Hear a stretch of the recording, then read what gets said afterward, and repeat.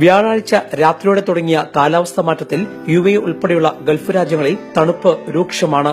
വടക്കൻ എമിറേറ്റിലെ നഗരങ്ങൾ അപ്രതീക്ഷിതമായി എത്തിയ മഴയിലും തണുപ്പിലും വിറങ്ങലിച്ചു നിൽക്കുകയാണ്.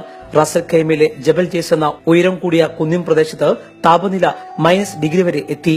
ഇവിടെ മഴയ്ക്കൊപ്പം മഞ്ഞു കഷ്ണങ്ങളും പെയ്തിറങ്ങി.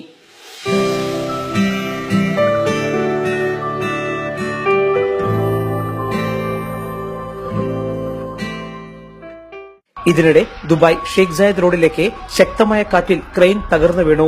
ദുബായ് അബുദാബി ദിശയിൽ നസ്മി ടവറിന് സമീപമാണ് ക്രെയിൻ തകർന്നു വീണത്.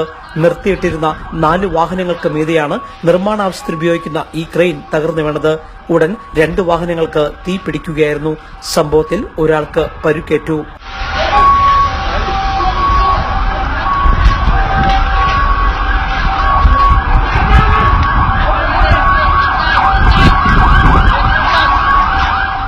രാജ്യം വീണ്ടും കൂടുതൽ തണുപ്പിലേക്ക് നീങ്ങുകയാണെന്നാണ് കാലാവസ്ഥാ റിപ്പോർട്ട്.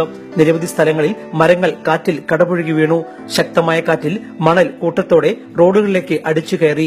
ഇതോടെ ചിലയിടത്ത് വാഹന ഗതാഗതം സ്തംഭിച്ചു. വരും ദിവസങ്ങളിലും രാജ്യത്ത് മഴ പെയ്യാൻ സാധ്യതയുണ്ടെന്ന് കാലാവസ്ഥാ നിരീക്ഷണ കേന്ദ്രം അറിയിച്ചു. ഫെബ്രുവരി മാസം മുഴുവൻ തണുത്ത കാലാവസ്ഥ തുടരുമെന്നും നഗരങ്ങളിൽ താപനില 8 ഡിഗ്രി സെൽഷ്യസോളം താഴുമെന്നും അധികൃതർ മുന്നറിയിപ്പ് നൽകി. ജയ് ഹിന്ദ് ന്യൂസ്, ദുബായ്.